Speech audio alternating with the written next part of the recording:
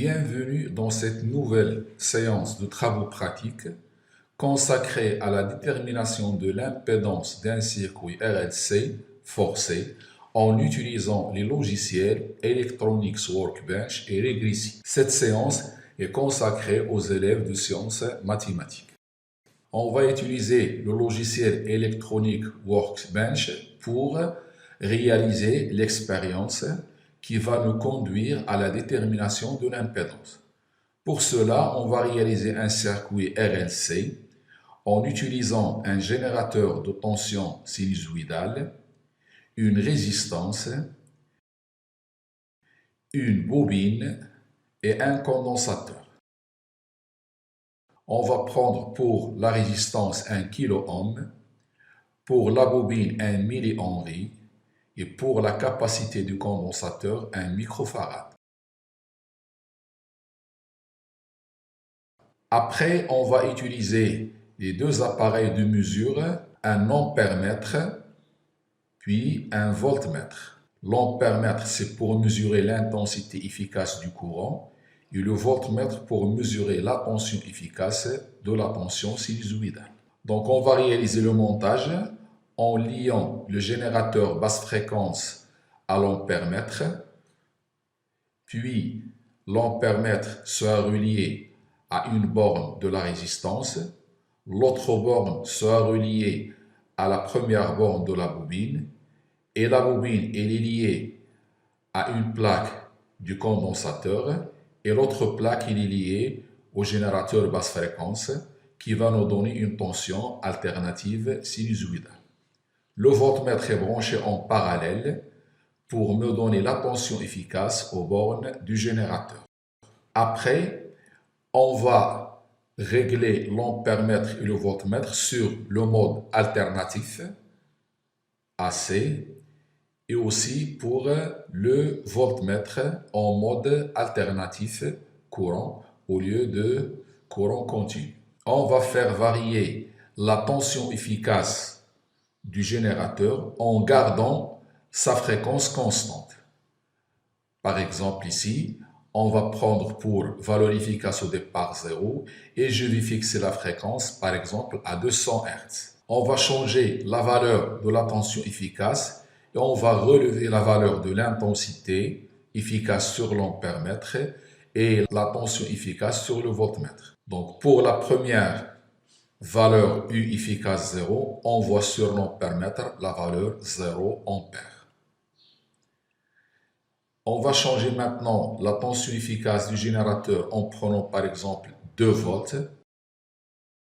On va garder la fréquence toujours constante, invariable. Et on démarre l'expérience. On lit sur l'ampèremètre 1,573 mA. Et la tension efficace, c'est 2 volts. Sur le tableau, on a les valeurs en ampères. Je les convertis en ampères. On change la tension sur 4 volts.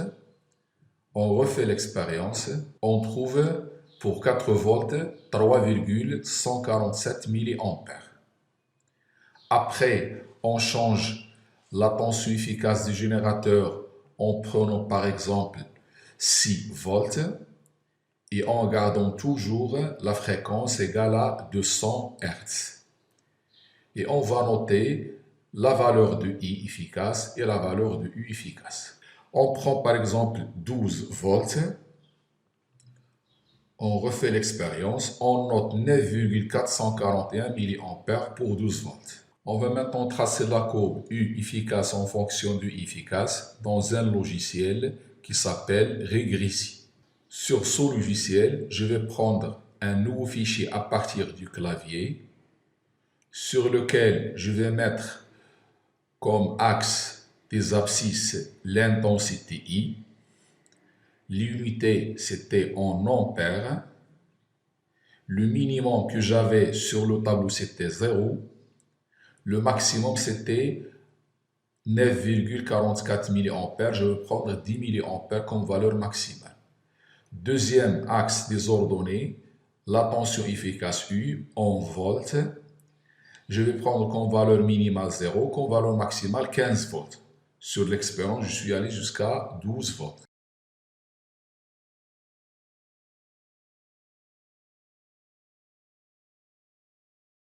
Et maintenant, sur la colonne du I, je vais mettre les valeurs de I.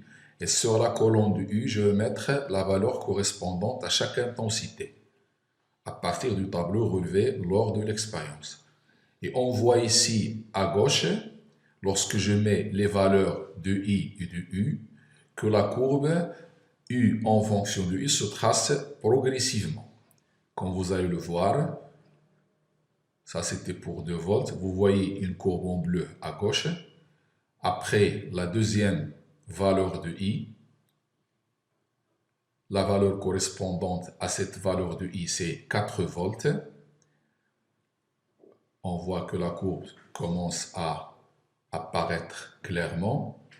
Pour la troisième valeur, c'était 4,720 mA, c'est pour 6 volts.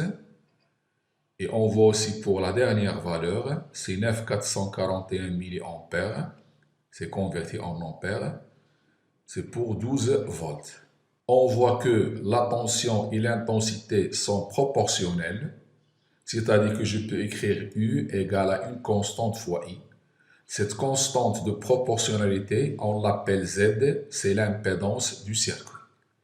Elle est exprimée en ohm, à savoir que cette impédance, elle est toujours supérieure ou égale à la résistance du circuit. Et particulièrement, elle n'est égale à la résistance du circuit qu'à la résonance, c'est-à-dire que Z égale à la résistance équivalente du circuit à la résonance. À part la résonance, Z est toujours supérieur à la résistance équivalente. Merci de votre attention et à la prochaine séance de travaux pratiques.